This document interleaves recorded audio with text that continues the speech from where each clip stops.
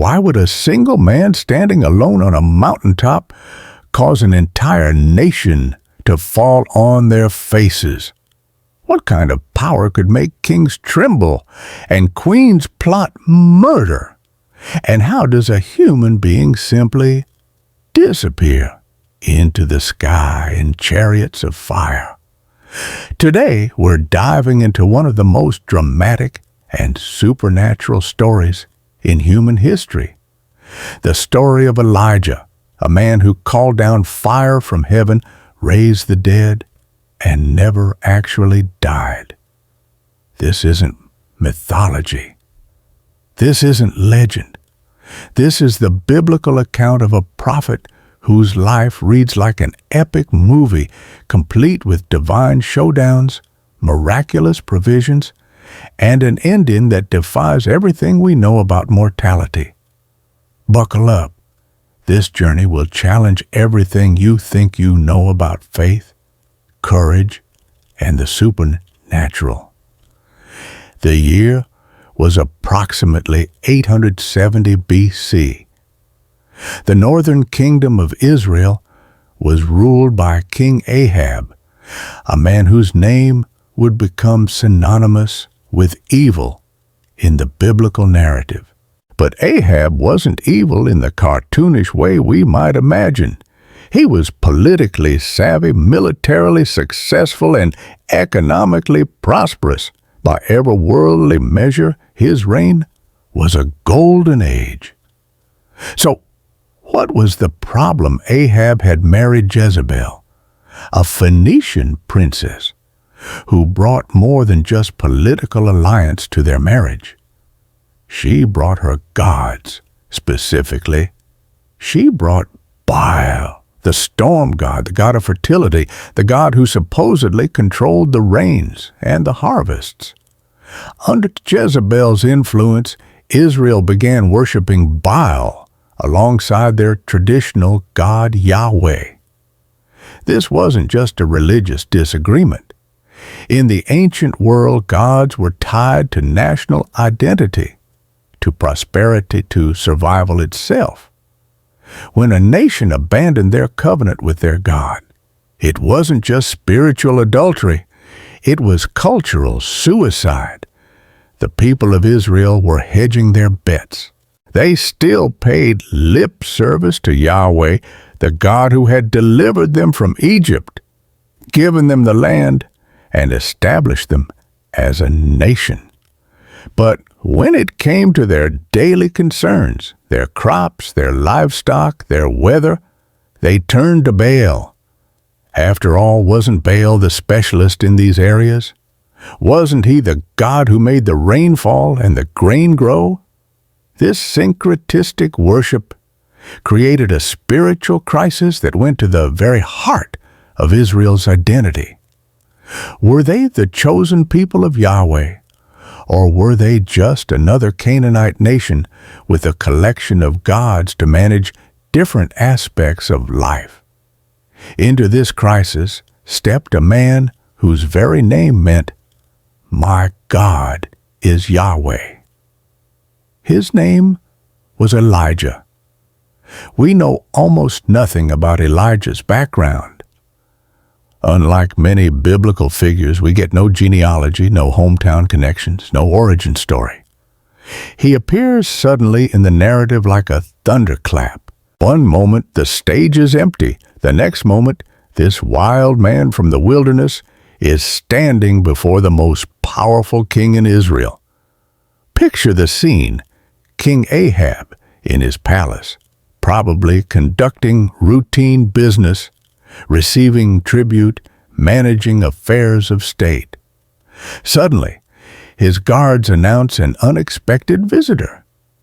Into the throne room walks a man unlike any court official Ahab has ever seen. Elijah's appearance was striking. Dressed in rough camel hair, clothing a leather belt around his waist, his skin weathered by sun and wind, this was no smooth-talking diplomat or well-dressed courtier. This was a man who looked like he belonged in the wilderness, not in palaces, But it wasn't his appearance that made the room fall silent. It was his message. As surely as the Lord, the God of Israel, lives, the God I serve, there will be no dew or rain in the coming years, except at my word. Think about the audacity of this statement. Elijah wasn't just predicting a drought. He was declaring war on Baal himself. Rain was Baal's specialty, his domain, his claim to fame. By announcing a drought, at his word, Elijah was essentially saying that Israel's God, Yahweh, was about to prove who really controlled the weather. The theological implications were staggering. This wasn't just a weather forecast. This was a direct challenge to the entire religious system that Ahab and Jezebel had established. It was a declaration that the God of Israel was not just another deity in the pantheon. He was the only true God, and he was about to demonstrate his supremacy in the most dramatic way possible. But think about this from Elijah's perspective. He wasn't speaking from a position of political power. He had no army behind him, no institutional support, no backup plan. He was one man delivering a message that would infuriate the most powerful people in the kingdom. He was essentially signing his own death warrant. Yet, he spoke with absolute confidence. There will be no rain except at my word. Not, maybe there will be a drought, or I hope God will vindicate me, but a definitive declaration that the natural order itself would bend to demonstrate Yahweh's sovereignty. After delivering his message, Elijah didn't stick around for Ahab's response. Scripture tells us that the word of the Lord came to him, "Leave here, turn eastward, and hide in the Cherith ravine east of the Jordan." This wasn't cowardice. This was strategic obedience.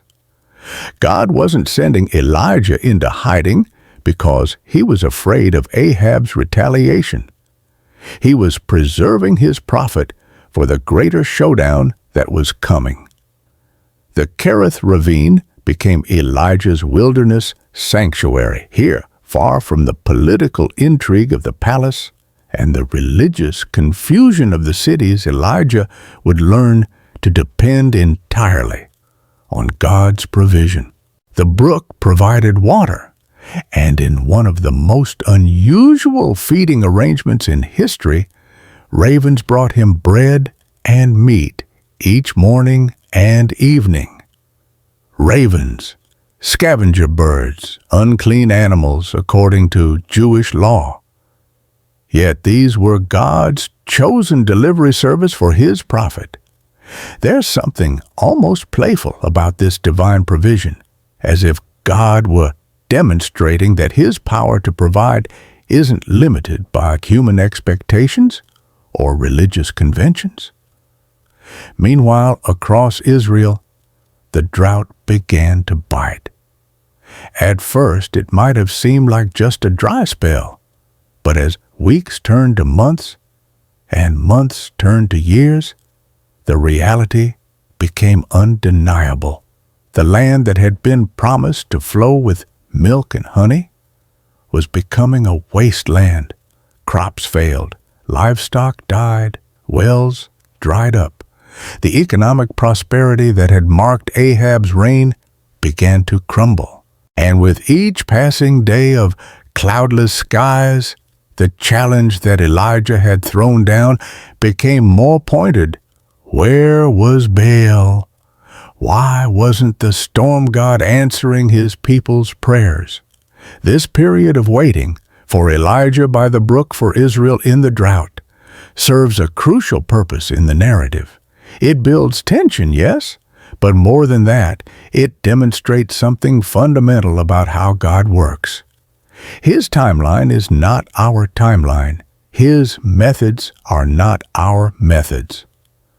The drought wasn't just punishment for Israel's unfaithfulness. It was preparation for a revelation that would shake the foundations of their worldview. As we'll see, God was setting the stage for one of the most dramatic demonstrations of divine power in human history. But first, both prophet and people had to learn the hard lessons that only come through wading through, depending on God's provision, when all other sources fail, and through discovering that sometimes the greatest victories come only after the longest seasons of apparent defeat. The drought was about to enter its third year.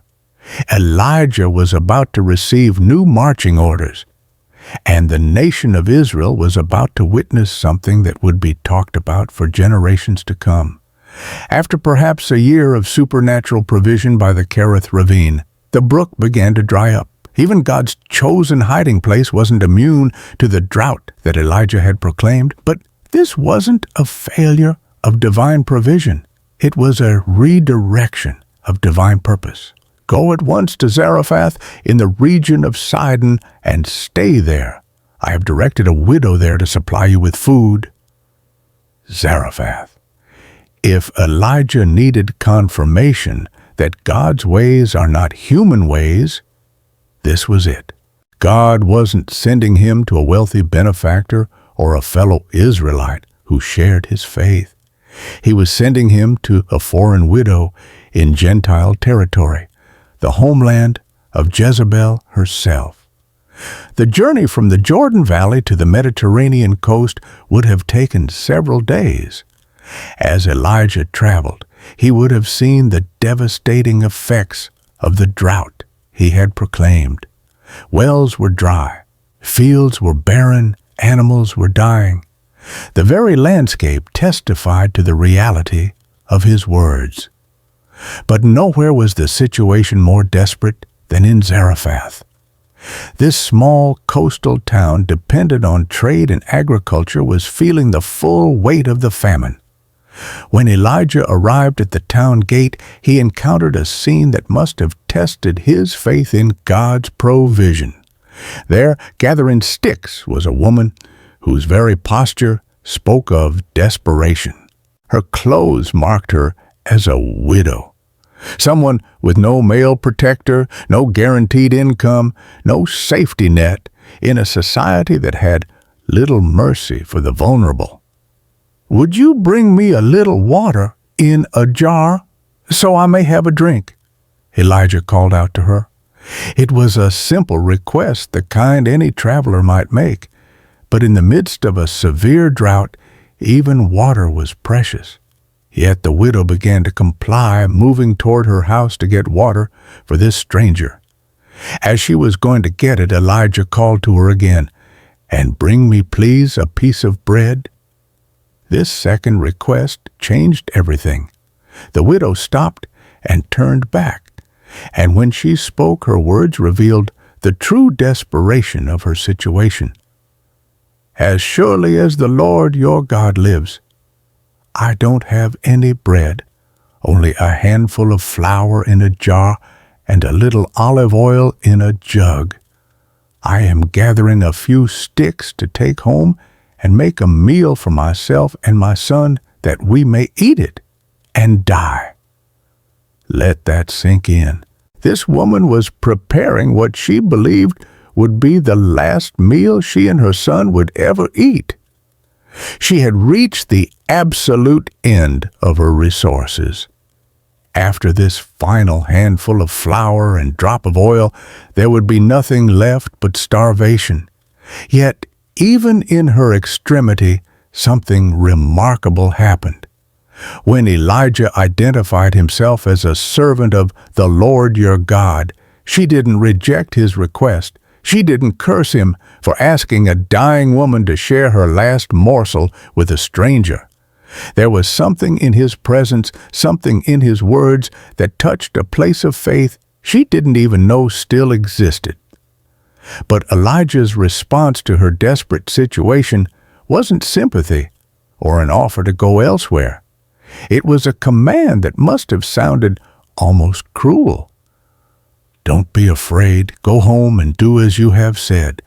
But first, make a small loaf of bread for me from what you have and bring it to me, and then make something for yourself and your son. First, make bread for me. Before you feed your dying son, before you eat your last meal, give to the stranger what you think you need to survive. This wasn't just a test of generosity. This was a test of faith that cut to the very core of human survival instincts. Elijah was asking this woman to act against every rational impulse, every maternal instinct, every survival strategy she had left. But then came the promise, "For this is what the Lord, the God of Israel, says, the jar of flour will not be used up, and the jug of oil will not run dry, until the day the Lord sends rain on the land." The God of Israel. Not Baal, the god her neighbors worshipped, not Asherah, the goddess of fertility. The Lord, Yahweh, the God of the very people whose prophet was standing before her. What happened next is one of the most beautiful acts of faith recorded in Scripture. The widow went away and did as Elijah had told her. She took her last handful of flour, her final drops of oil, and made bread first for the prophet, then for herself and her son. It was an act of faith that defied logic, but it was met with a miracle that defied natural law. The jar of flour was not used up, and the jug of oil did not run dry. Day after day, week after week, month after month, this foreign widow reached into containers that should have been empty and found enough for another meal. Not abundance. There's no indication she suddenly had plenty, but sufficiency. Enough for today, enough for tomorrow, enough to keep going. For a time it seemed that Elijah had found the perfect refuge. He had shelter provision and the companionship of people who had come to trust in his God. The widow and her son had come to see the prophet as their deliverer, the one through whom God's provision flowed. But then tragedy struck. The boy became ill, not just sick. The Hebrew text suggests a severe illness that steadily worsened until finally his breathing stopped entirely. The child was dead. The widow's response reveals the complexity of faith under pressure. "What do you have against me, man of God? Did you come to remind me of my sin and kill my son?" Here was a woman who had experienced miraculous provision for months. Yet when tragedy struck her, first instinct was to assume that God's prophet had brought judgment rather than blessing. It's a profoundly human response, the tendency to assume that suffering must be punishment for some forgotten sin. But notice what she did with her accusation and her grief. She brought them to Elijah. Even in her anger and confusion, she still recognized that he represented a connection to the divine. Elijah's response was immediate and compassionate. He took the boy from her arms and carried him to the upper room where he was staying. There alone with the dead child, Elijah cried out to God in a prayer that was both desperate and bold. "Lord, my God, have you brought tragedy even on this widow I am staying with by causing her son to die?" Then he stretched himself out on the boy 3 times and cried out, "Lord, my God, let this boy's life return to him." 3 times. The number suggests not just repetition, but intensification of prayer. Elijah was literally laying his own body over the corpse, as if trying to transfer his life to the lifeless form. And then it happened. The Lord heard Elijah's cry, and the boy's life returned to him. He began to breathe again. His eyes opened, life flowed back into his small body. Elijah carried him downstairs to his mother with words that must have sounded like music. "Look, your son is alive." The widow's response captures the transformation that had taken place not just in her son, but in her own understanding. "Now I know that you are a man of God, and that the word of the Lord from your mouth is the truth." Now I know, not I hoped or I believed, but I know. The resurrection of her son had moved her from faith to certainty, from trust to knowledge. This episode in Zarephath serves multiple purposes in the larger narrative. It demonstrates God's care for the marginalized, the widow, the foreigner, the vulnerable. It shows that God's power isn't limited by geographical boundaries or ethnic distinctions, and it establishes Elijah's credentials not just as a prophet who can control weather, but as one who has power over life and death itself. But perhaps most importantly, it prepares us for what's coming next. Because if God can sustain a widow's oil and flour through supernatural means, and if he can raise the dead through the prayers of his prophet, then what other impossibilities might he accomplish? The drought was entering its third year. Back in Israel, desperation was reaching a breaking point. King Ahab was about to go searching for his elusive prophet, and Elijah was about to emerge from hiding for a confrontation that would shake the foundations of Israelite religion. The stage was being set for one of the most dramatic showdowns in human history. But first, both prophet and people had to learn the lessons that only come through seasons of scarcity, through depending on God's provision when all other sources fail, and through discovering that the God of Israel is not limited by human understanding of what is possible. 3 years. For 3 years no dew had fallen on Israel, no rain had watered the ground. The drought that Elijah had proclaimed in the name of the Lord had become a relentless reality that touched every corner of the kingdom. Wells had dried up, crops had failed, livestock had died, and the nation was slowly starving. King Ahab was desperate. He had searched everywhere for Elijah, the man he blamed for the catastrophe that had befallen his kingdom. But the prophet had vanished as suddenly as he had appeared. Then, as abruptly as he had disappeared, Elijah received his marching orders. "Go and present yourself to Ahab, and I will send rain on the land." The time for hiding was over. The time for the ultimate confrontation had arrived. When Ahab saw Elijah approaching, his greeting was loaded with 3 years of frustration and blame. "Is that you, you troubler of Israel? Troubler of Israel," the man who had brought drought, famine, and economic collapse to the nation. But Elijah's response cut straight to the heart of the real issue. "I have not made trouble for Israel, but you and your father's family have. You have abandoned the Lord's commands and have followed the Baals."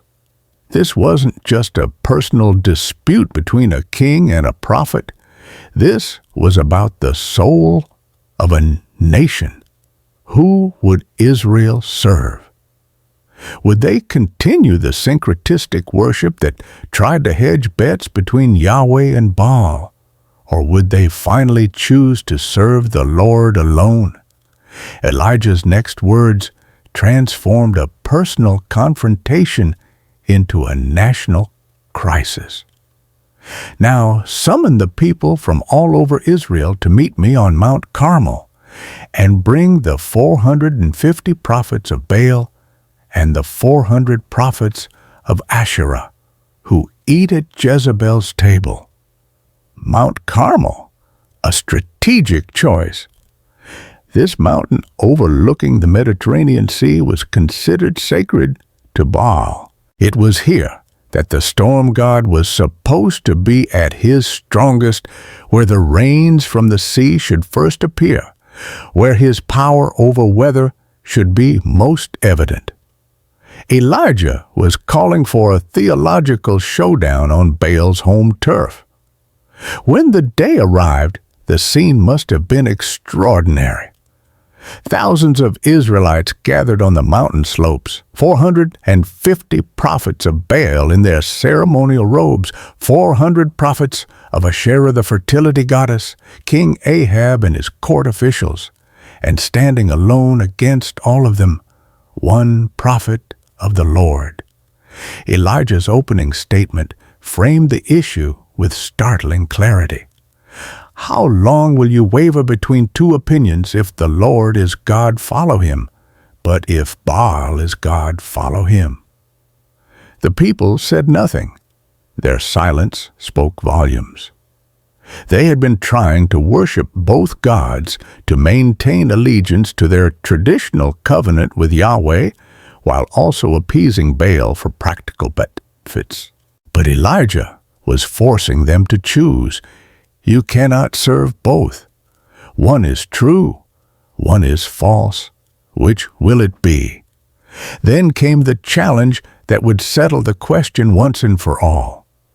I am the only one of the Lord's prophets left, but Baal has 450 prophets. Get 2 bulls for us, let them choose one for themselves, and let them cut it into pieces and put it on the wood, but not set fire to it. I will prepare the other bull and put it on the wood, but not set fire to it. Then you call on the name of your God, and I will call on the name of the Lord. The God who answers by fire, he is God. The God who answers by fire.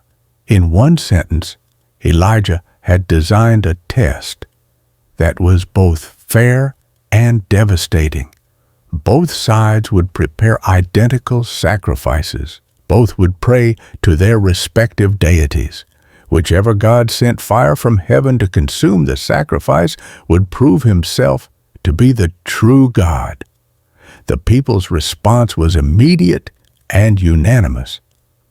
What you say is good. It was brilliant strategy.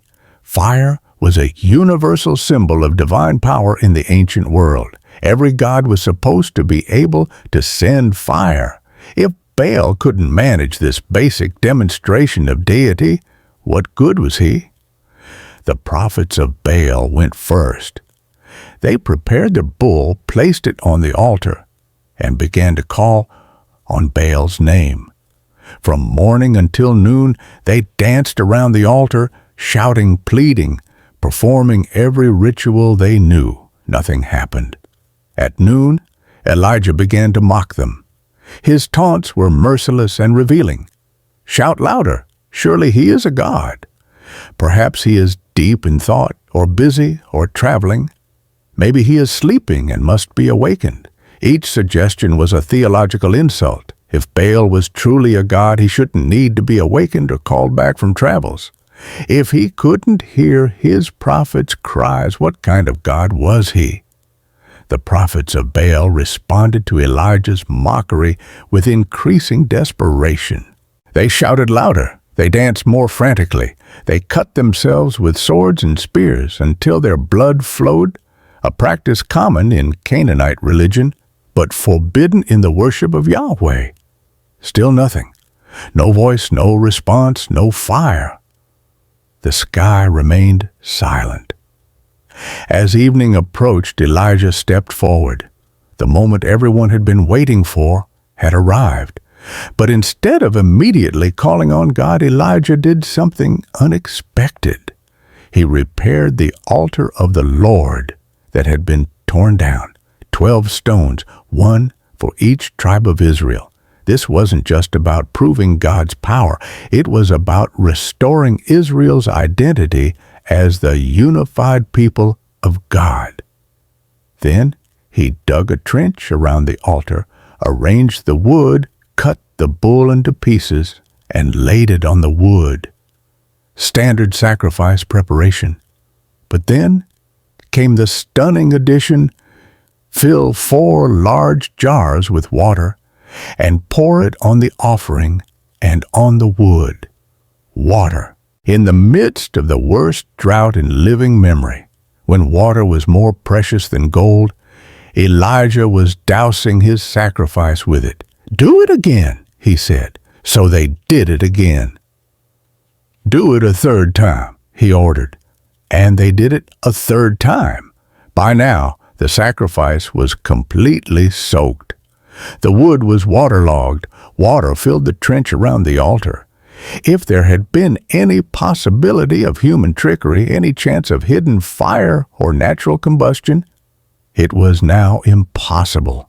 Then Elijah stepped forward to pray, but his prayer was nothing like the frantic dancing and shouting of Baal's prophets.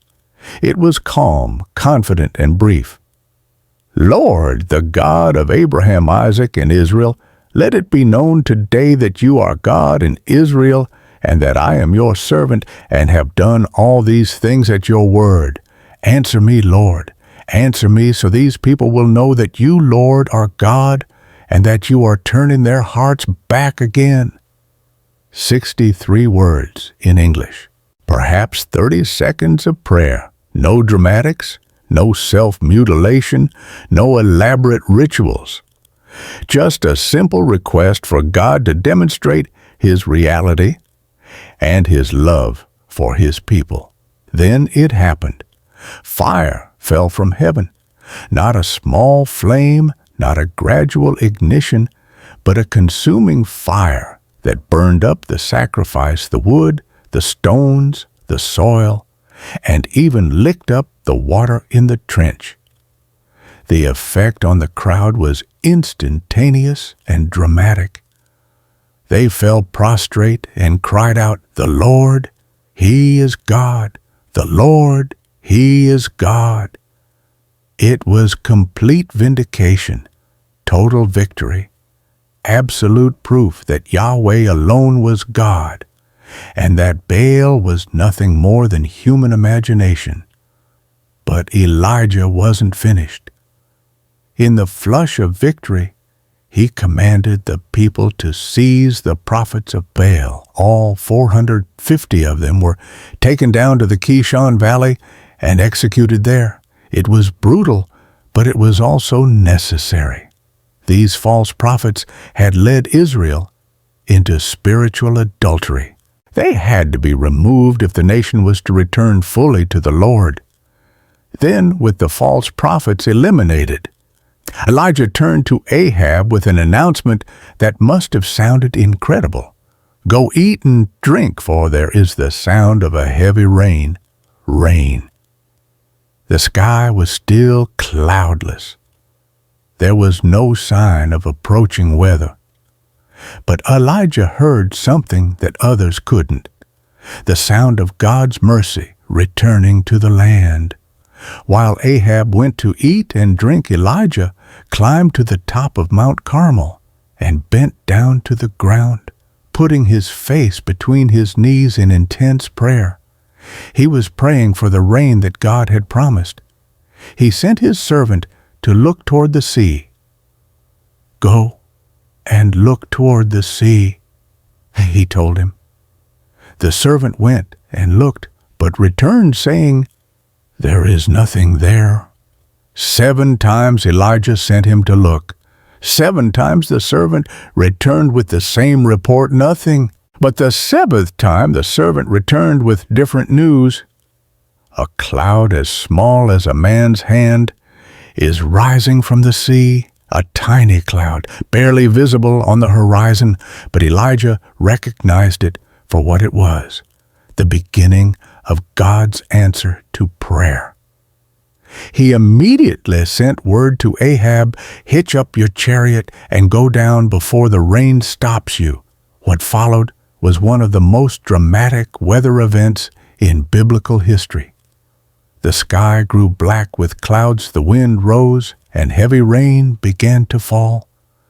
The drought that had lasted 3 years ended in a matter of hours, but perhaps the most amazing detail comes at the end of the narrative. The power of the Lord came on Elijah, and tucking his cloak into his belt, he ran ahead of Ahab's chariot all the way to Jezreel. Elijah, energized by God's power, outran the king's chariot for approximately 17 miles. It was a final demonstration that the God who controls fire also controls human strength, that the Lord who ended the drought was also the source of supernatural endurance. The showdown at Mount Carmel was over. Baal had been exposed as powerless. Yahweh had demonstrated his supremacy over all creation. Rain had returned to the land, but if Elijah thought his troubles were over, he was about to discover that victory in public doesn't always translate to safety in private. Queen Jezebel had not been present at Mount Carmel, but she was about to make her fury known. The greatest triumph of Elijah's ministry was about to be followed by his darkest hour. Sometimes our greatest victories set us up for our greatest challenges. And sometimes the God who sends fire from heaven chooses to speak in whispers in the wilderness. The victory at Mount Carmel should have been the end of the story. Baal had been exposed as powerless. Yahweh had demonstrated his supremacy. The drought had ended. The people had acknowledged that the Lord alone was God. Surely, now Israel would return to faithfully serving their covenant God. But not everyone was celebrating Elijah's triumph. When Ahab told Jezebel everything that had happened, the showdown, the fire from heaven, the execution of her prophets, her response was swift and terrifying. She sent a messenger to Elijah with a threat that chilled the prophet to his core. "May the gods deal with me, be it ever so severely, if by this time tomorrow I do not make your life like that of one of them." One of them. One of the 450 prophets of Baal whom Elijah had executed at the Kishon Valley. Jezebel was promising that within 20 hours Elijah would be dead. This was no idle threat. Jezebel had the power, the resources, and the ruthlessness to carry it out. She controlled a network of assassins, had the royal treasury at her disposal, and had never shown mercy to those who opposed her religious agenda. Elijah's response reveals something profoundly human about this great man of God. After calling down fire from heaven, after outrunning chariots, after demonstrating faith that moved mountains, he was terrified by one woman's death threat. Elijah was afraid and ran for his life. Think about this. The man who had stood alone against 4 false prophets without flinching was now fleeing from a single angry queen. The prophet who had fearlessly confronted King Ahab was running scared from a death threat delivered by a messenger. But this isn't inconsistent or cowardly behavior. This is the reality of how spiritual battles affect real human beings. Even the greatest victories can leave us emotionally and physically depleted. Even the most faithful servants of God experience seasons of fear, doubt, and discouragement. Elijah fled south past Jerusalem, deep into the wilderness of Judah. He was putting as much distance as possible between himself and Jezebel's reach. But the wilderness that should have been his refuge became the setting for his darkest hour. After a day's journey into the desert, Elijah collapsed under a small bush, probably a broom tree, one of the few plants that could survive in that harsh environment. There, alone and exhausted, this great prophet reached the absolute end of his emotional reserves. His prayer reveals the depth of his despair. "I have had enough, Lord. Take my life. I am no better than my testers. I have had enough." 4 words that capture the complete depletion of a human soul. Elijah wasn't just physically tired. He was spiritually, emotionally, and mentally drained. The victory at Mount Carmel, instead of energizing him, had somehow emptied him completely. "Take my life." The man who had raised the dead was asking God to let him die. The prophet who had brought rain after 3 years of drought wanted his own life to end like a withering plant. "I am no better than my ancestors." Yet despite the miraculous ministry, despite the dramatic demonstrations of God's power, Elijah felt like a failure. He had hoped to turn the entire nation back to God, but here he was fleeing for his life from one angry woman. After praying this prayer of despair, Elijah lay down under the tree and fell asleep. Exhaustion had finally overcome him. But even in his darkest moment, he was not abandoned. An angel touched him and said, "Get up and eat." When Elijah looked around, he saw a cake of bread baked over hot coals and a jar of water. He ate and drank, then lay down again. But God wasn't finished caring for his depleted servant. A second time the angel came and touched him. "Get up and eat, for the journey is too much for you." The journey is too much for you. God acknowledged what Elijah was feeling, that life had become more than he could handle. But instead of rebuking him for his weakness, God provided for his needs. Instead of scolding him for his fear, God gave him strength for what lay ahead. Elijah ate the bread and drank the water, and the food gave him supernatural strength. He traveled 40 days and 40 nights until he reached Horeb, the mountain of God, the same place where Moses had received the law, where God had revealed himself to Israel's greatest previous leader. 40 days and nights, the same duration as Jesus' temptation in the wilderness, the same period as Moses' stay on the mountain, the same length as the flood in Noah's day.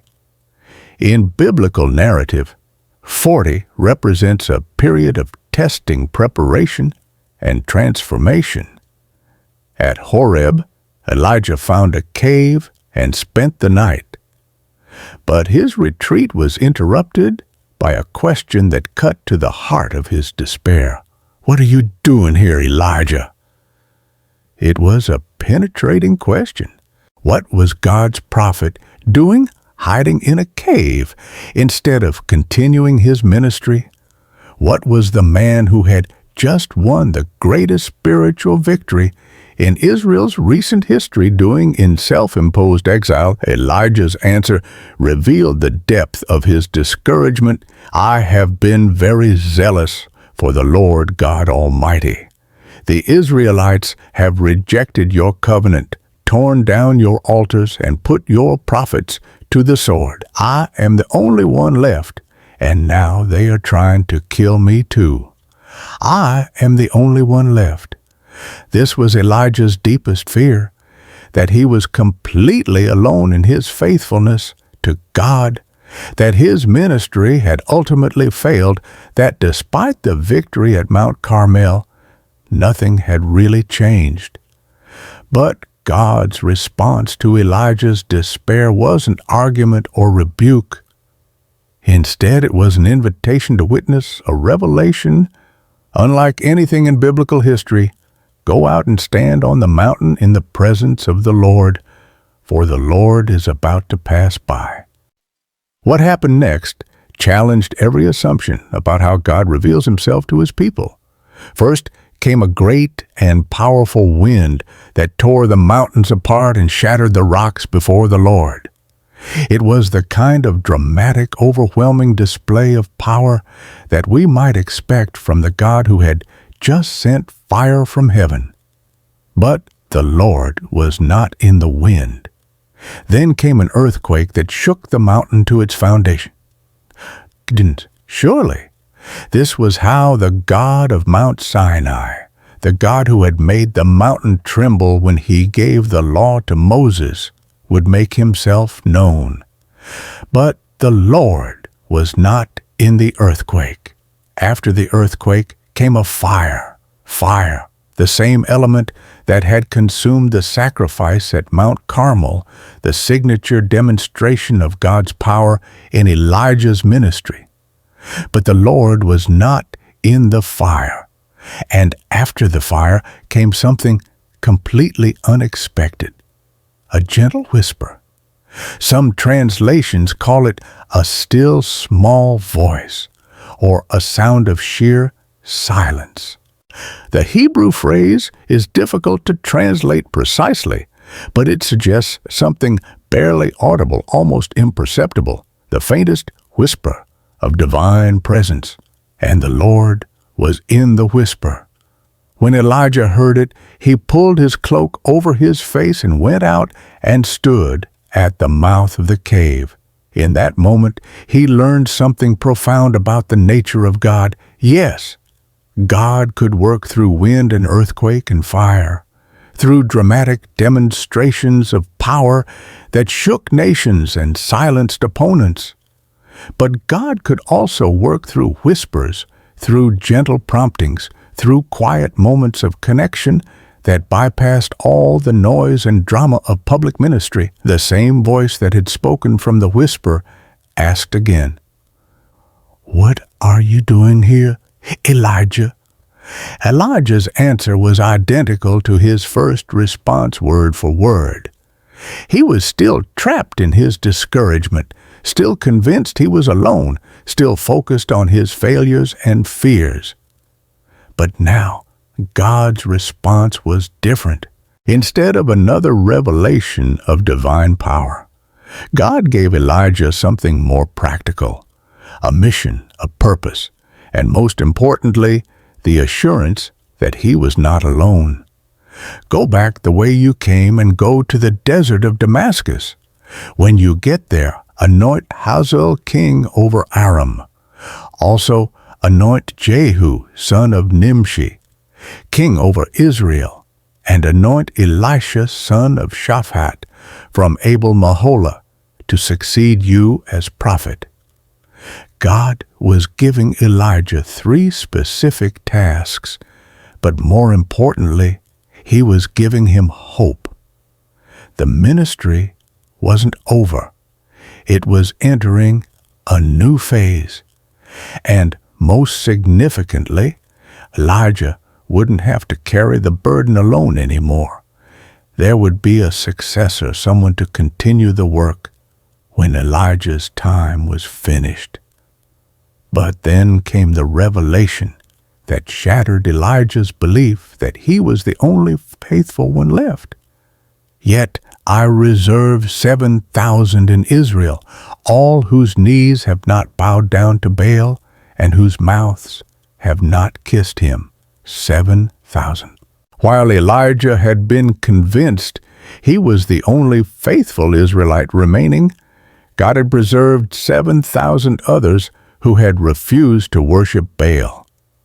Elijah's ministry hadn't failed. It had been part of a larger work of preservation that he couldn't see from his limited perspective. This revelation transformed everything. Elijah wasn't alone. His work hadn't been in vain. God's purposes were being accomplished through means both seen and unseen, through dramatic public victories and quiet private faithfulness.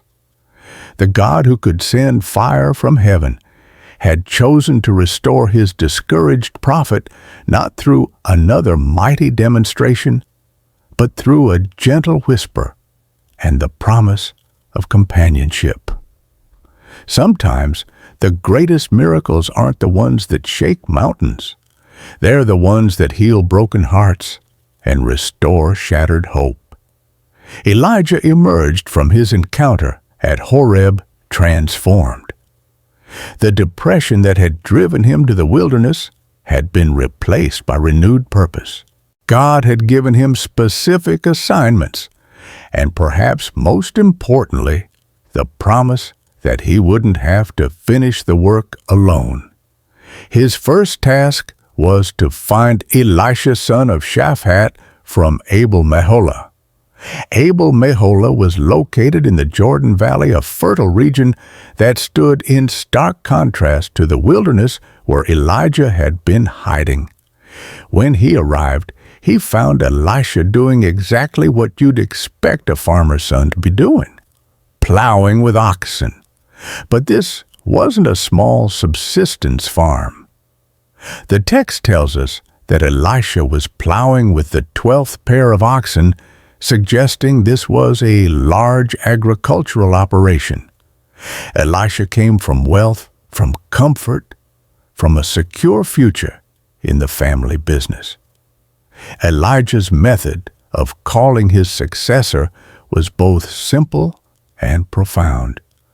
Without a word of explanation, he walked up to Elisha and threw his cloak, his mantle, around the young man's shoulders.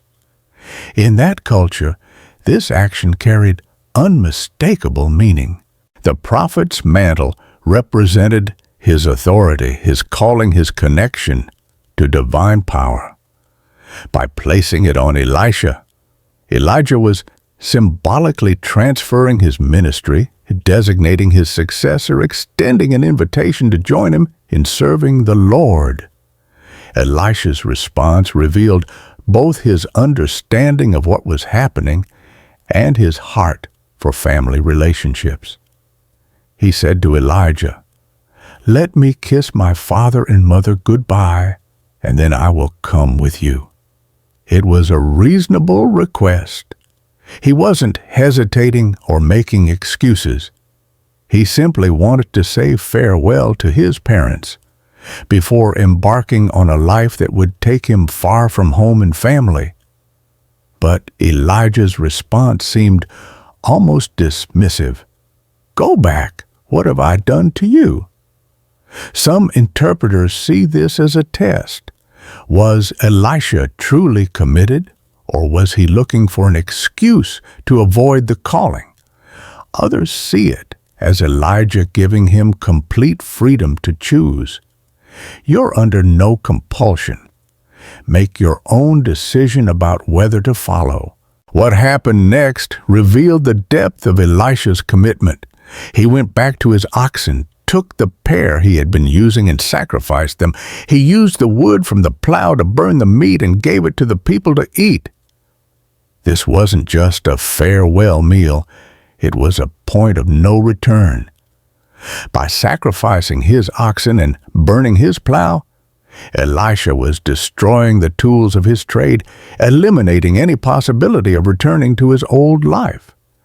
He was making a complete commitment to following Elijah and serving the Lord. Then he set out to follow Elijah and became his servant. The Hebrew word translated servant here is significant. It doesn't just mean someone who does menial tasks. It suggests a disciple, an apprentice, someone being trained for future leadership. Elisha wasn't just helping Elijah. He was learning from him, preparing for the day when he would carry on the prophetic ministry. For the next several years, Elisha traveled with Elijah, witnessing his ministry, learning his methods, and preparing for succession. During this period, they would have experienced both the miraculous provisions of God and the constant dangers of prophetic ministry in a hostile kingdom. But their partnership was interrupted by a royal crisis that would test both prophets and demonstrate that the lessons of Mount Carmel hadn't been fully learned by Israel's leaders. King Ahab had decided he wanted a vineyard that belonged to a man named Naboth. The vineyard was adjacent to the royal palace in Jezreel, prime real estate that would make a perfect vegetable garden for the king. Ahab approached Naboth with what seemed like a reasonable offer. "Let me have your vineyard to use for a vegetable garden, since it is close to my palace. In exchange, I will give you a better vineyard, or if you prefer, I will pay you whatever it is worth." But Naboth's response revealed his understanding of something deeper than real estate values. "The Lord forbid that I should give you the inheritance of my ancestors."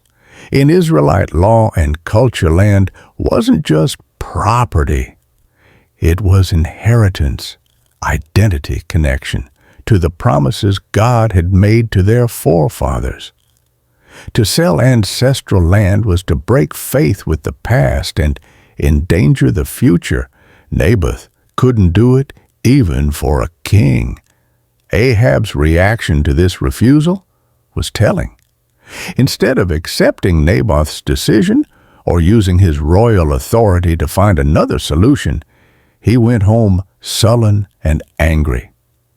He lay on his bed, turned his face to the wall, and refused to eat. This was the behavior of a spoiled child, not a king. But it was about to get much worse. When Jezebel found her husband pouting, she took charge with characteristic ruthlessness. "Is this how you act as king over Israel? Get up and eat, cheer up. I'll get you the vineyard of Naboth the Jezreelite." What followed was a master class in judicial corruption. Jezebel wrote letters in Ahab's name, sealed them with his seal, and sent them to the elders and nobles in Naboth's city. Her instructions were specific and diabolical. Proclaim a day of fasting and seat Naboth in a prominent place among the people. Then seat 2 scoundrels opposite him and have them bring charges that he has cursed both God and the king. Then take him out and stone him to death. It was a perfectly orchestrated frame-up. The fast would suggest that some sin had brought divine displeasure on the community. Naboth's prominent seating would make him the obvious suspect. The 2 false witnesses would provide the required testimony under Mosaic law. The charges cursing God and king carried the death penalty. The plan worked flawlessly. The elders and nobles carried out Jezebel's instructions exactly. Naboth was falsely accused, condemned, and executed by stoning. His sons were also killed, eliminating any heirs who might later challenge the crown's seizure of the property.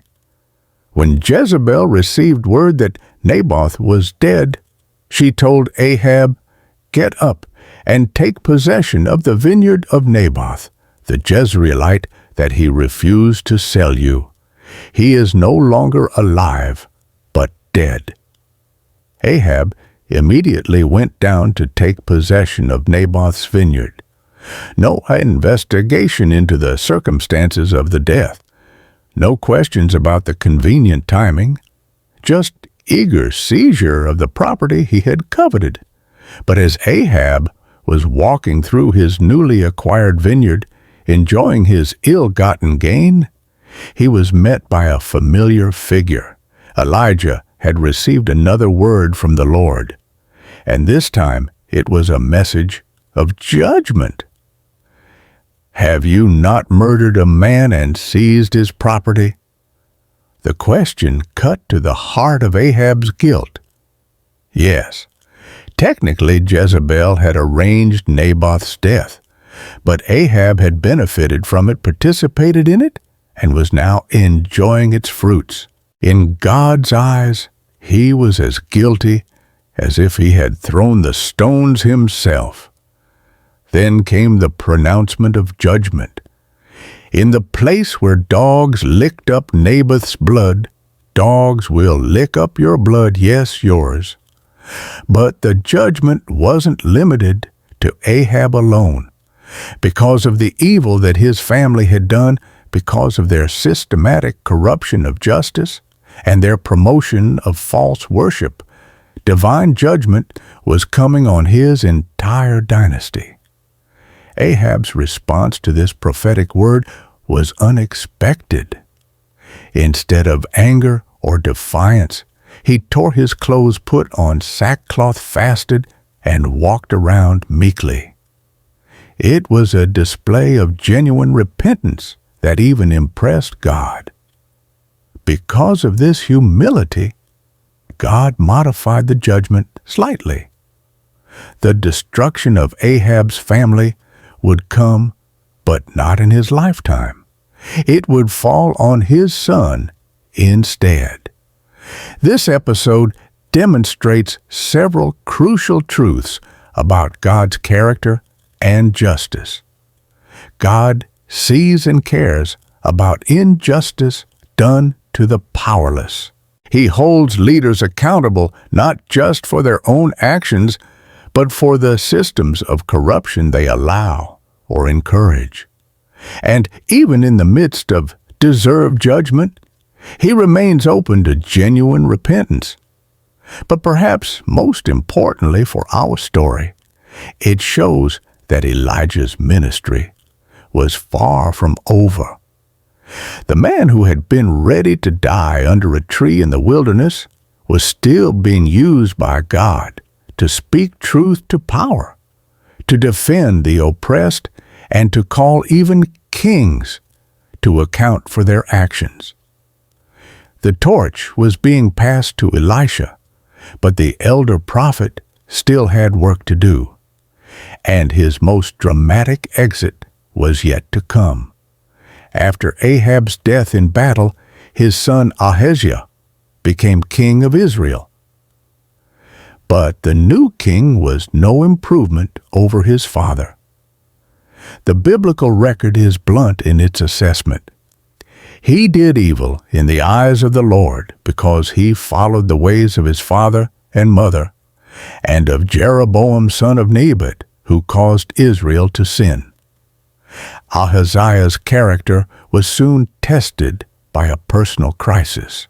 He fell through the lattice of his upper room in Samaria and was seriously injured. Faced with what appeared to be a life-threatening condition, the king needed to know, would he recover from this injury, or was he going to die? But instead of inquiring of the Lord, the God of Israel, Ahaziah sent messengers with a different mission. Go and consult Baal-zebub, god of Ekron, to see if I will recover from this injury. Baal-zebub, literally Lord of the Floods, was a Philistine deity worshipped in the city of Ekron. The fact that Israel's king would bypass the God of his ancestors to consult a foreign god about his future reveals how thoroughly the royal family had abandoned their covenant faith. But God wasn't about to let this insult pass unchallenged. The angel of the Lord came to Elijah with a message for the king's messengers. Go back to the king who sent and tell him, this is what the Lord says. Is it because there is no God in Israel that you are going off to consult Baal-zebub, the god of Ekron? Therefore, you will not leave the bed you are lying on. You will certainly die. When the messengers returned to Ahaziah much sooner than expected, he was surprised. Why have you come back? Their answer must have chilled him. A man came to meet us and said, Go back to the king who sent you and tell him this is what the Lord says. Is it because there is no God in Israel that you are sending messengers to consult Baal-zebub, the god of Ekron? Therefore you will not leave the bed you are lying on. You will certainly die." Ahaziah's immediate question revealed that he suspected who had delivered this devastating message. "What kind of man was it who came to meet you and told you this?" The messenger's description was instantly recognizable. He had a garment of hair and had a leather belt around his waist. "That was Elijah the Tishbite," the king said. After all these years, the prophet's distinctive appearance was still legendary throughout the kingdom. But instead of receiving this word as a message from God, calling him to repentance, Ahaziah responded with anger and defiance. He sent a captain with 50 men to arrest Elijah. The captain found the prophet sitting on top of a hill and called out to him with words that revealed his misunderstanding of the situation. "Man of God, the king says, come down." Man of God. The captain acknowledged Elijah's status as a prophet, yet he was attempting to arrest him on behalf of a king who had just insulted God by consulting pagan deities. It was a contradiction that was about to become tragically clear. Elijah's response was swift and decisive. "If I am a man of God, may fire come down from heaven and consume you and your 50 men." Immediately fire fell from heaven and consumed the captain and all his men. The parallel to Mount Carmel is unmistakable. Once again, Elijah called down fire from heaven to demonstrate God's power and authority. But this time, the fire consumed not a sacrifice, but human beings who had aligned themselves against God's purposes. When news of this disaster reached King Ahaziah, his response revealed that he had learned nothing from the fate of the first company. He sent another captain with 50 men. This second captain was even more presumptuous than the first. When he found Elijah, he called out, "Man of God, this is what the king says. Come down at once." Come down at once. The tone was more demanding, more urgent, more disrespectful. This captain seemed to think that authority came from royal appointment rather than divine commission. Elijah's response was identical to his first. "If I am a man of God, may fire come down from heaven and consume you and your 50 men." Again, fire fell from heaven. Again, 50 soldiers died instantly. The king had sent 100 men to arrest one elderly prophet, and all 100 were dead. Incredibly, Ahaziah sent a third captain with 50 men. But this third captain had apparently learned something from the fate of his predecessors. When he came to Elijah, he fell on his knees and begged for mercy. "Man of God, please have respect for my life and the lives of these 50 men, your servants. See, fire has fallen from heaven and consumed the first 2 captains and all their men, but now have respect for my life." This captain understood what the others had missed. He wasn't confronting just any man on a hill. He was facing a prophet of the living God, someone who could call down divine judgment with a word. His approach was humble, respectful, acknowledging both Elijah's authority and his own vulnerability. The angel of the Lord said to Elijah, "Go down with him. Do not be afraid of him." For the first time, Elijah was given permission to accompany the soldiers. The third captain's humility had changed the dynamic entirely. Elijah went down with him to the king and delivered his message face to face. "This is what the Lord says. Is it because there is no God in Israel for you to consult that you have sent messengers to consult Baal-zebub, the god of Ekron? Because you have done this, you will never leave the bed you are lying on. You will certainly die." The message was the same one the king had already received through the first messengers, but now it came directly from the prophet's lips, with the added weight of divine judgment that had just fallen on 100 soldiers. Ahaziah died exactly as Elijah had prophesied. He never recovered from his injury, never left his bed, and was succeeded by his brother Jehoram because he had no son. This episode serves multiple purposes in the narrative. It demonstrates that God's power hasn't diminished since Mount Carmel. Elijah can still call down fire from heaven when circumstances require it. It shows that respect for God's messengers matters.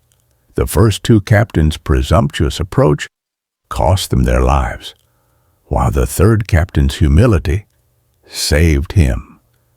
But perhaps most importantly, it establishes Elijah's continued authority as God's spokesman in Israel even under a new king. The prophet who had confronted Ahab was equally willing to confront Ahaziah. The message remained the same. Israel had a God, and he would not be ignored or replaced by foreign deities. However, this dramatic demonstration of divine power was about to pale in comparison to what was coming next. Because Elijah's ministry was approaching its end, and God had planned an exit for his faithful prophet that would be unlike anything in human history. The day had come that Elisha had long dreaded and yet somehow always known would arrive. The Lord was about to take Elijah up to heaven, and both prophets knew it. But this knowledge wasn't private information. Word had somehow spread among the prophetic communities throughout Israel. Groups of prophets in Bethel and Jericho had received revelation about what was going to happen. It was as if heaven was ensuring that Elijah's departure would have witnesses, that this unprecedented event would be properly documented and remembered. As they began what would be their final journey together, Elijah turned to his faithful apprentice with what seemed like a considerate offer. "Stay here. The Lord has sent me to Bethel." It was a kind gesture, perhaps Elijah's way of sparing Elisha the pain of witnessing his departure. Or perhaps it was a final test of his successor's commitment. After years of faithful service, would Elisha remain devoted to the very end? Elisha's response left no room for this doubt. "As surely as the Lord lives, and as you live, I will not leave you." It was more than loyalty. It was a solemn oath. Elisha was binding himself to Elijah's side with the most serious vow possible, calling on both God and his master as witnesses to his commitment. So they went down to Bethel together. When they arrived, the company of prophets at Bethel came out to meet Elisha. Their question was direct and troubling. "Do you know that the Lord is going to take your master from you today?" The prophets at Bethel knew. Everyone seemed to know except for the general population. It was as if God was preparing the prophetic community for a transition of leadership while keeping the broader details private. Elisha's response revealed the pain this knowledge caused him. "Yes, I know so. Be quiet. Be quiet. Don't talk about it. Don't make this harder than it already is." Elisha knew what was coming, but that didn't make it easier to accept. Then Elijah tried again. "Stay here, Elisha. The Lord has sent me to Jericho." But again Elisha's answer was unwavering. "As surely as the Lord lives, and as you live, I will not leave you." So they went to Jericho. The pattern repeated itself. The company of prophets at Jericho came to Elisha with the same painful question: "Do you know that the Lord is going to take your master from you today?" And again Elisha's response was the same: "Yes, I know so. Be quiet." For a third time, Elijah attempted to leave his apprentice behind. "Stay here. The Lord has sent me to the Jordan." And for a third time, Elisha refused. "As surely as the Lord lives, and as you live, I will not leave you." 3 times Elijah tried to spare Elisha the pain of witnessing his departure. 3 times Elisha insisted on staying by his master's side. It was a demonstration of devotion that would soon be rewarded in the ways Elisha couldn't imagine.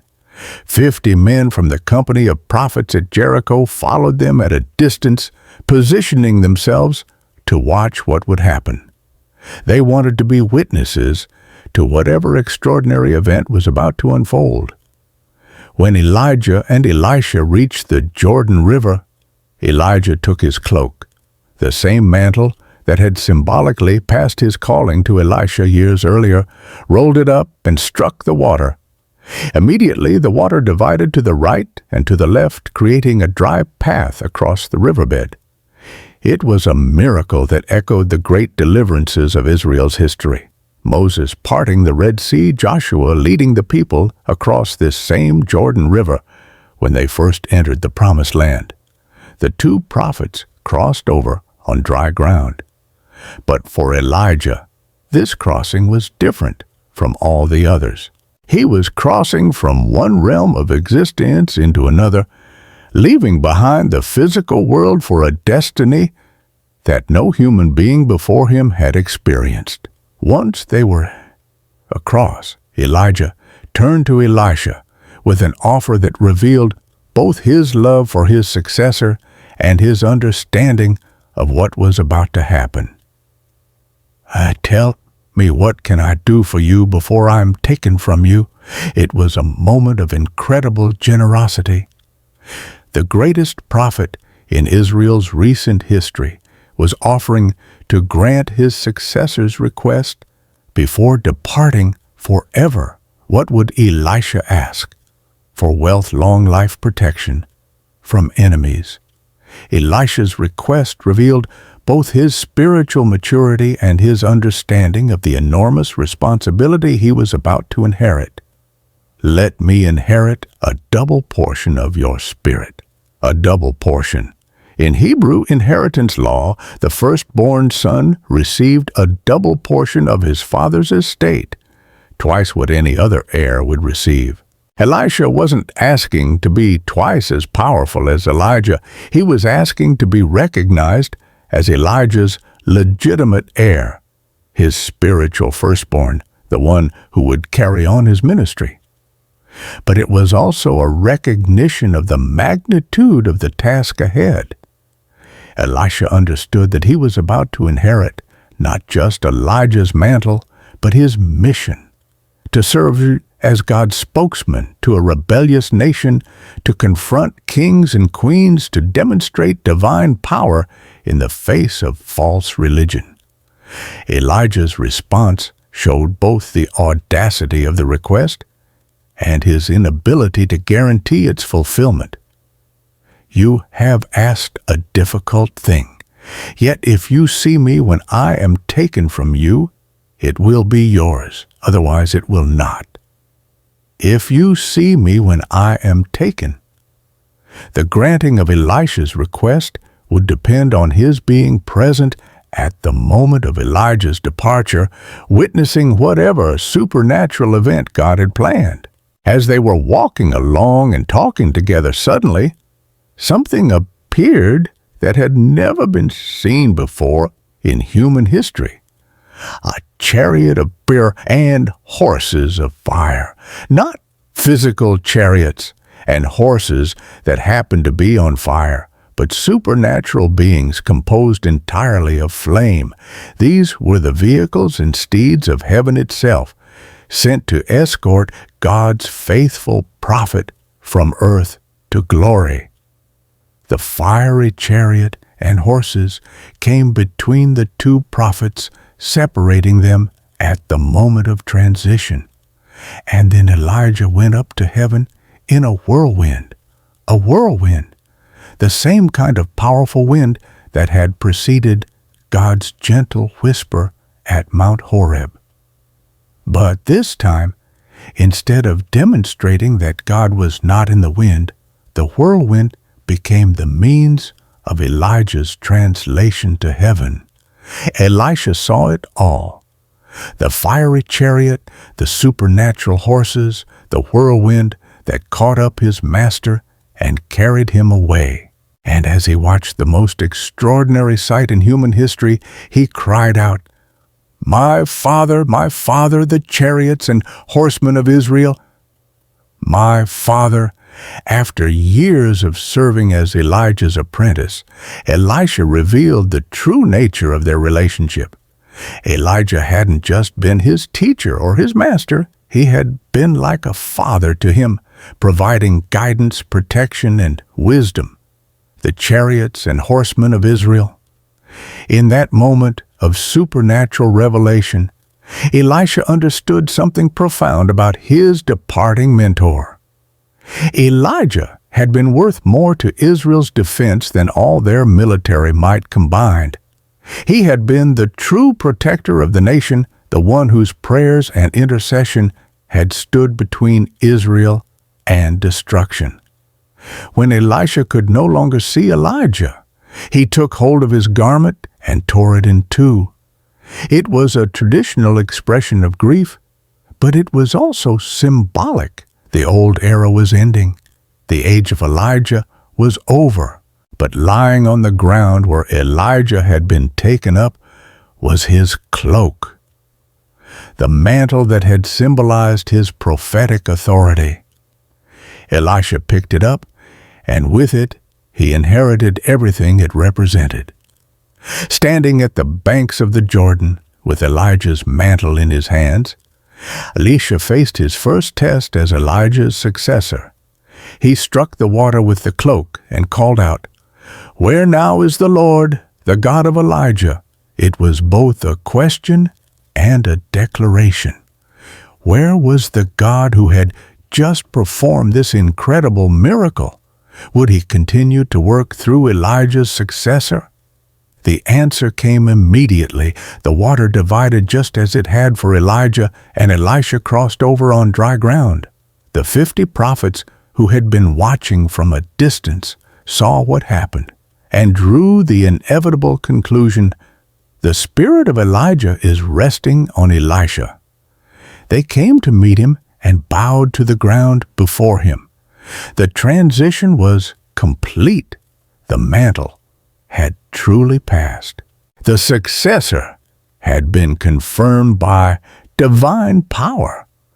But these prophets, perhaps unable to fully comprehend what they had witnessed, made an offer that revealed their incomplete understanding. "Look, your servants have 50 able men. Let them go and look for your master. Perhaps the Spirit of the Lord has picked him up and set him down on some mountain or in some valley." They thought maybe Elijah had been transported somewhere else on earth, that he might be found and brought back. They couldn't quite grasp that he had been taken to heaven itself, that he had bypassed death entirely. Elisha initially refused their offer, "No, do not send them." But they persisted until he was embarrassed into agreeing. For 3 days, 50 men searched the hills and the valleys for any sign of Elijah. They found nothing, of course, because there was nothing to find. Elijah was no longer on earth. When they returned empty-handed, Elisha's response carried a gentle rebuke. "Didn't I tell you not to go?" The translation of Elijah represents something unique in human history. Only one other person in the biblical record, Enoch, had been taken to heaven without dying. But Elijah's departure was far more dramatic, far more public, and far more significant for the ongoing story of God's people. This wasn't just the end of one prophet's ministry. It was a demonstration that faithful service to God has eternal significance. It was proof that death is not the final word for those who walk with God. And it was an encouragement to all who would come after that the God who could translate Elijah to heaven could be trusted with their own eternal destiny. But perhaps most importantly, it established Elisha's authority to continue the prophetic ministry in Israel.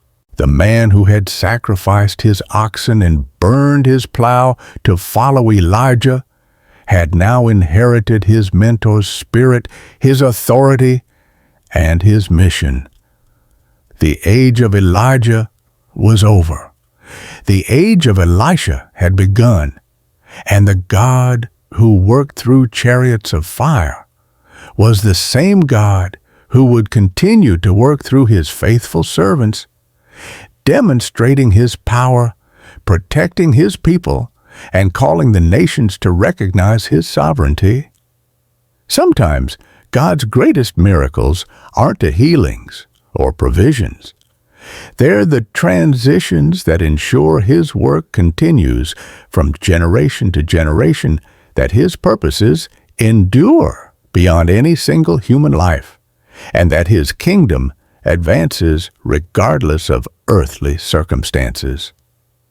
What do you do with a story like this? How do you process an account of a man who called down fire from heaven, raised the dead, and was carried to heaven in a chariot of fire without ever tasting death? For some, the natural response is skepticism. These events seem too extraordinary, too supernatural, too removed from our everyday experience to be taken literally. Surely, these are metaphors, legends that grew in the telling symbolic stories designed to teach spiritual truths rather than historical facts. But consider what we lose when we reduce Elijah's story to mere metaphor. We lose the God who intervenes in human history. We lose the possibility that the supernatural can break into the natural world. We lose the hope that there are powers greater than human politics, economics, and military might. The biblical writers present Elijah's story not as allegory, but as history. They place it in specific times and locations connected to verifiable historical figures and treat it as foundational to understanding God's relationship with his people. More importantly, they present it as paradigmatic, a pattern that reveals how God works in every generation. The specific miracles may be unique to Elijah, but the principles they demonstrate are universal. Faith in the face of impossible odds. Elijah stood alone against 450 prophets of Baal, one man challenging an entire religious system.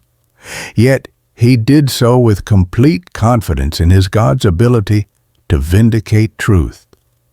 In our age of religious pluralism and cultural relativism, Elijah's example challenges us to maintain confidence in absolute truth even when we seem to be outnumbered. How often do we compromise our convictions because we fear being in the minority? How frequently do we soften our message because it's unpopular? Elijah reminds us that truth isn't determined by majority vote, and God's power isn't limited by human numbers. Divine provision in desperate circumstances. Whether it was ravens bringing food, a widow's flour, and oil never running out, or supernatural strength for a 17-mile run, Elijah experienced God's provision in impossible circumstances. These weren't just ancient miracles. They're demonstrations of a principle that remains true today. God specializes in providing for His people when conventional resources fail. Sometimes that provision comes through supernatural intervention, but more often it comes through unexpected sources, creative solutions, and opportunities we never could have orchestrated ourselves. The key is learning to depend on God's provision rather than our own planning, to trust His timing rather than our urgency, and to remain faithful even when we can't see how our needs will be met. Courage to confront corrupt authority. Elijah repeatedly confronted kings who had abandoned justice and righteousness. He spoke truth to power regardless of the personal cost. In Ahab's case, that meant challenging a king who controlled armies. In Ahaziah's case, it meant delivering a death sentence to a ruler who could have had him executed.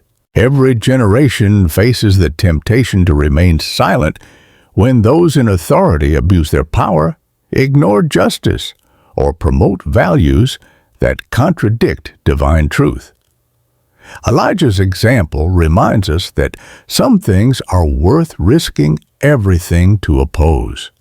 This doesn't mean being unnecessarily confrontational or disrespectful, but it does mean being willing to speak prophetic truth even when it costs us politically, professionally, or personally.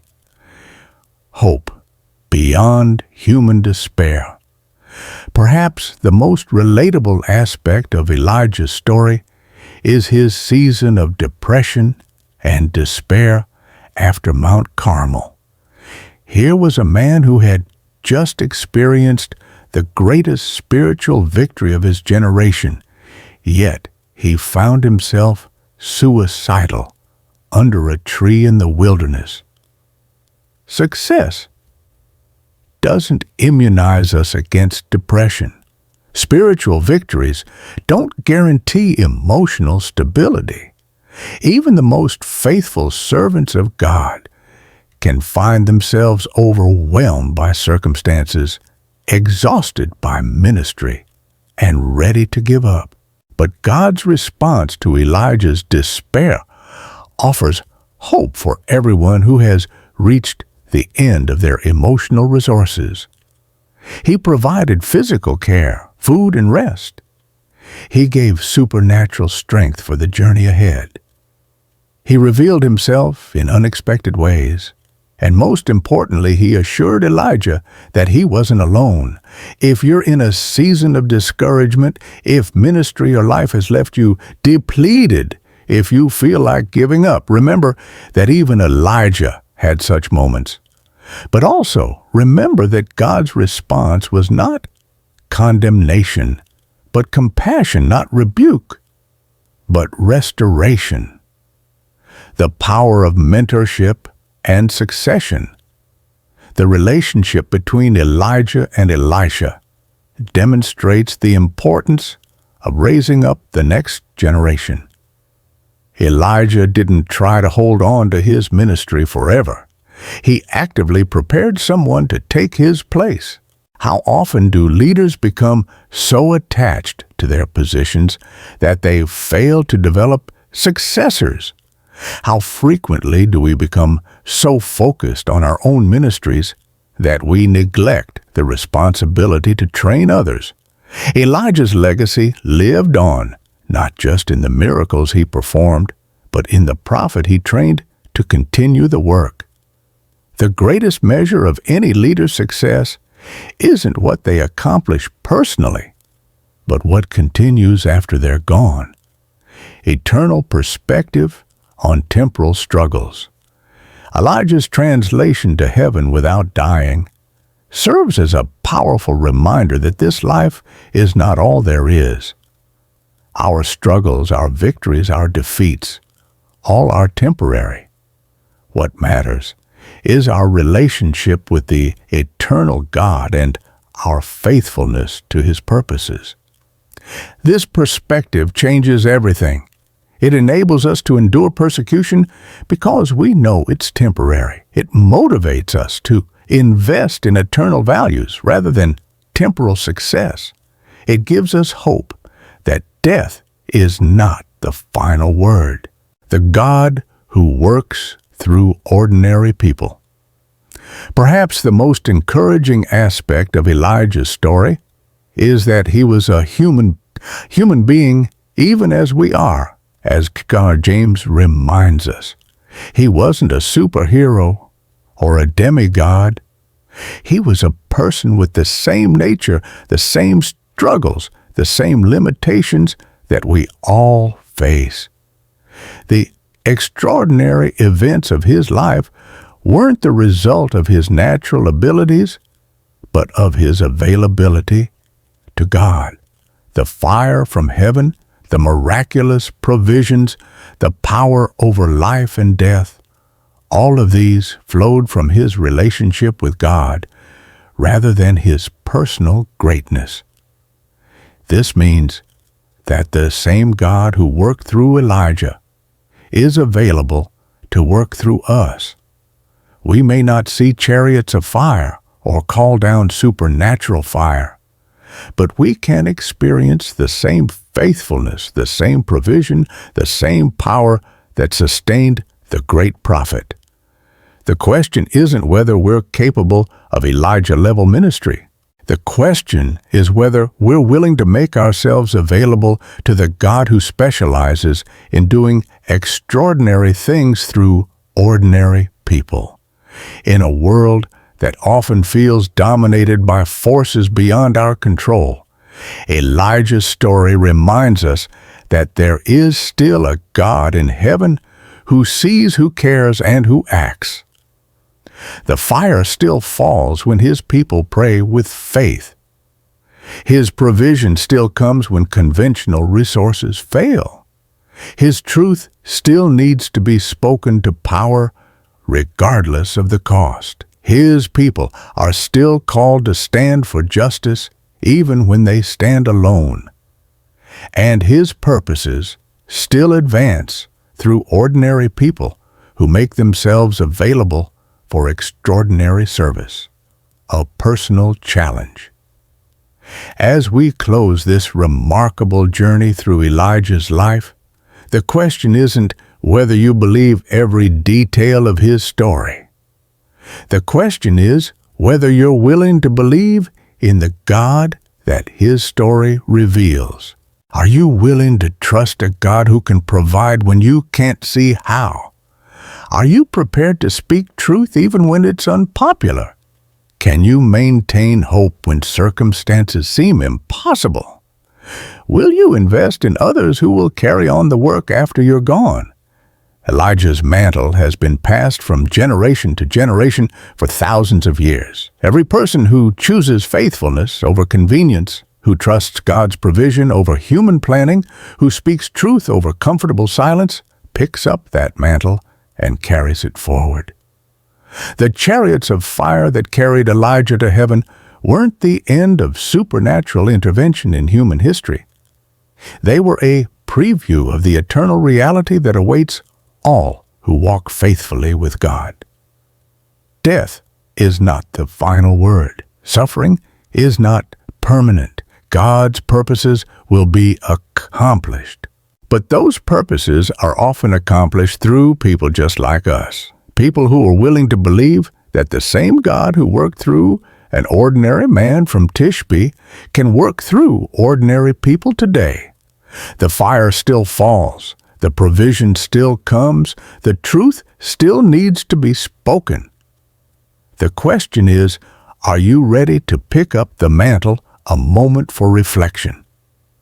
Before you click away, before you move on to the next video or the next task, take a moment to consider what aspect of Elijah's story speaks most directly to your current circumstances. Are you facing impossible odds that require mountain-moving faith? Are you in a season of waiting for God's provision?